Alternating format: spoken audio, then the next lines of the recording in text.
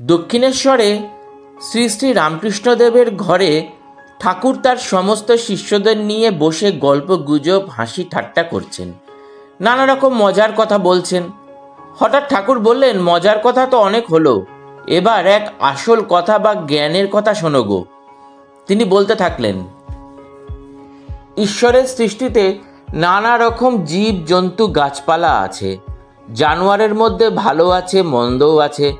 বাঘের মতন হিংস্র জন্তু আছে। গাছের মধ্যে অমৃতের ন্যায় ফলও যেমন হয়, তেমনি বিষফলও আছে। তেমনি মানুষের মধ্যেও ভালো আছে, মন্দ আছে, সাধু আছে, অসাধু আছে, সংসারী জীব আছে, আবার ভক্তও আছে। জীব চার প্রকার: বদ্ধজীব, মুমুক্ষু জীব, মুক্তজীব আর নিত্যজীব। নিত্যজীব যেমন নারদাদি, এরা সংসারে থাকে জীবের মঙ্গলের জন্য, জীবগণকে শিক্ষা দেওয়ার জন্য। বদ্ধজীব বিষয়ে আসক্ত হয়ে থাকে আর ভগবানকে ভুলে থাকে, ভুলেও ভগবানের চিন্তা করে না। মুমুক্ষু জীব যারা, তারা মুক্ত হওয়ার ইচ্ছা করে, কিন্তু তাদের মধ্যে কেউ মুক্ত হতে পারে, কেউ বা পারে না। আর মুক্তজীব হলো যারা সংসারে কামিনী কাঞ্চনে আবদ্ধ নয়, যেমন সাধু মহাত্মা, যাদের মনে বিষয় বুদ্ধি নাই, আর যারা সর্বদা হরিপাদপদ্ম চিন্তা করে।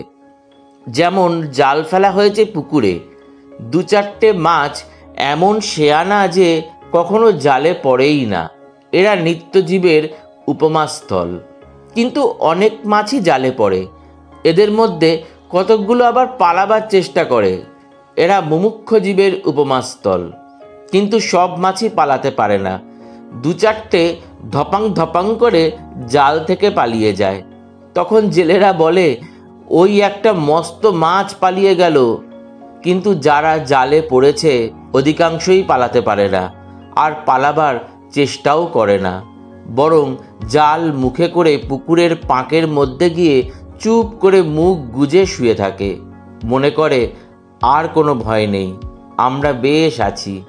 কিন্তু জানে না যে জেলে হর হর করে টেনে তারে আড়ায় তুলবে। এরাই বদ্ধজীবের উপমাস্থল।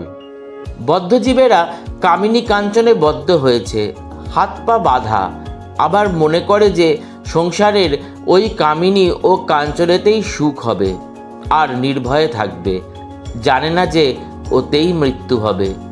বদ্ধজীব যখন মরে তার পরিবার বলে, তুমি তো চললে, এবার আমার কি হবে গো?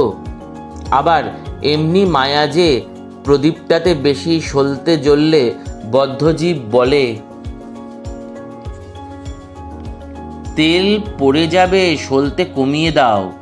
এদিকে মৃত্যুশয্যায় শুয়ে রয়েছে। বদ্ধজীবেরা ঈশ্বর চিন্তা করে না, যদি অবসর হয় তাহলে হয় আবোল তাবোল ফালতু গল্প করে, নয় মিছে কাজ করে। জিজ্ঞাসা করলে বলে, আমি চুপ করে থাকতে পারি না, তাই বেড়া বাঁধছি। হয়তো সময় কাটে না দেখে তাস খেলতে আরম্ভ করে।